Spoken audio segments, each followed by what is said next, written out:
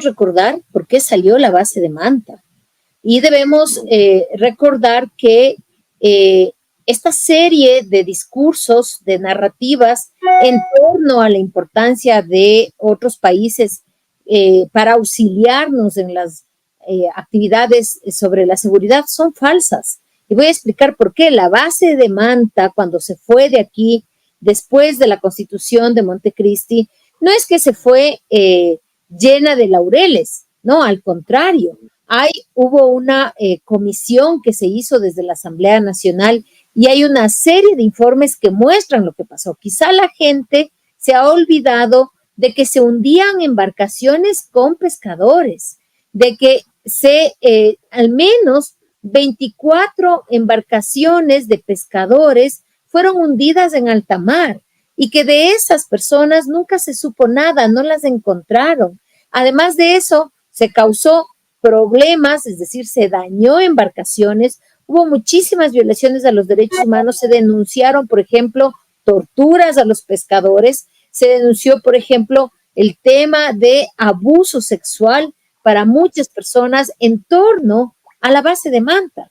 Y la gente parece que se ha olvidado de eso, y eso está documentado. Y de muchos de esos pescadores no se sabe hasta el día de hoy. Y lo más grave de todo eso es que cuando llegan bases militares y sobre todo de Estados Unidos, firman acuerdos. Entre esos está la total impunidad de quienes violan los derechos humanos. Es decir, no se les puede llevar ante la justicia, no pueden responder por aquello que hicieron, como en este caso cuando se hundieron las embarcaciones, cuando se hicieron desapariciones de los pescadores. Entonces, nuevamente nos están trayendo a esa situación. Y si usted pregunta, en el caso de Manta particularmente, la gente lo tiene claro. La base de Manta no es que trajo prosperidad, como se dice, va a traer prosperidad, va a movilizarse la economía.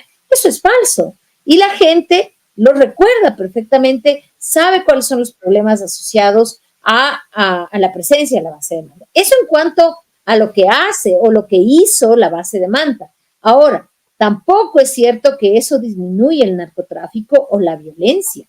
Y el ejemplo más claro de eso es Colombia, en un país en el que existen varias bases militares de Estados Unidos, sin embargo, no ha dejado de ser el primer productor de cocaína en el mundo. Entonces, no es cierto que con la presencia de las bases militares se reduce, por ejemplo, el narcotráfico.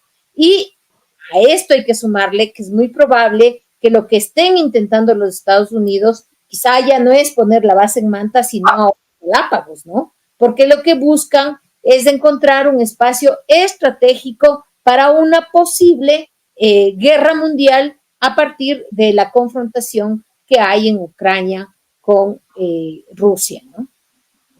Es necesarísima una asamblea constituyente, porque fíjese, nos han reducido tanto los canales democráticos, así estamos en líneas, que nuestra única posibilidad como pueblo, nuestra única posibilidad como clase no dominante, porque todos los que estamos aquí vivimos de nuestro trabajo, no somos rentistas, no tenemos haciendas, no tenemos empresas, no hemos heredado tierras, todos aquí somos trabajadores. Entonces, justamente la única posibilidad que tenemos de jalarle nuestros derechos, porque no nos los reconocen, sino que tenemos que jalarlos, es con las elecciones. Entonces, queremos nuevamente un espacio donde podamos discutir los puntos fundamentales. En este momento no hay institucionalidad que valga en el Ecuador. La Asamblea, mire el bochorno que hicieron con el tema de archivar los juicios de la fiscal general. Fue un bochorno. Además, exhibido el señor Humajinga. Mire el Ejecutivo, se dice, se desdice, no va a haber apagones, luego sí va a haber apagones, luego dice que toque de queda, etcétera, etcétera. Y el Poder Judicial, tan enredado en la corrupción, que el caso Metástasis, que el Pampa, que esto, que el otro. Entonces, no existe en este momento institucionalidad alguna que valga. Tenemos que ir a una asamblea constituyente y esa asamblea constituyente tenemos que hacerla nosotros, como pueblo, como ciudadanía, no los partidos políticos. Ya sabemos qué es lo que han hecho. Entonces, tenemos que ir hacia una reconstrucción total de nuestro país porque está en ruinas. Y yo creo que No estoy exagerando cuando digo estamos en ruinas, pero tenemos que volver a poner de ladrillo en ladrillo, pero para saber para dónde vamos a construir la casa tenemos que tener estructura y esa es la Constitución. Ya hemos caminado, ya nos hemos dado cuenta. Yo pienso que una de las cosas que tenemos que hacer en primer lugar es, además de la reforma judicial, volver al nombramiento de las autoridades de control por parte del Congreso, o sea, de la Asamblea Nacional, y asegurarnos mucho más en el tema de la reforma judicial, que es sustancial. Efectivamente, ese es el contexto en el que hay que revisar la propuesta de reforma. Y ahí hay que dividir, o más bien dicho, yo dividiría mi respuesta en dos partes. La primera parte tiene que ver con cuál es la intención del gobierno. Nuevamente el gobierno está planteando el debate en dos extremos. Está diciendo, aquí se va a ver quiénes apoyan o me apoyan, dice el gobierno, para la lucha contra el narcotráfico. Por lo tanto, la conclusión obvia de eso es, los que me apoyan quieren luchar contra el narcotráfico y los que no me apoyan son cómplices del narcotráfico. Recuerdan ustedes que fue la misma posición del presidente Lazo, que dijo que quien le apoyaba en la consulta no era narcotraficante y quien no le apoyaba era narcotraficante. Cuando todos sabemos que sobre el gobierno del señor Lazo pesan serias acusaciones sobre sus posibles vinculaciones a través del señor Danilo Carrera con la mafia albanesa. Entonces, lo mismo están haciendo en este momento. Están queriendo dividir el debate en estos dos extremos. El que me apoya quiere luchar contra el narcotráfico y el que no, en cambio, le apoya al narcotráfico. Yo creo que eso los ecuatorianos ya lo vivimos con Lazo. No podemos dejar que nos impongan nuevamente esa narrativa. Es decir, todos los que están conmigo son buenos y los que están en contra mía son malos, son delincuentes. Yo creo que a estas alturas los ecuatorianos debemos responder con inteligencia. Debemos saber que no nos pueden estar viendo la cara de tontos todo el tiempo. Esa sería la primera cuestión. Y obvio que quiere hacer eso, porque es la única forma de, polarizando y sobre todo estigmatizando a una parte de la población, poder garantizarse los votos que quiere. En segundo lugar está el tema del procedimiento. Recuerden ustedes que el procedimiento de reforma es un procedimiento largo, no es un procedimiento para resolverlo inmediatamente. Tiene que calificarlo la Corte Constitucional para ver cuál es el camino. Es decir, recordemos que cuando se va a cambiar la Constitución hay tres caminos. El primero es la enmienda, la segunda es la reforma y la tercera es la Asamblea Constituyente.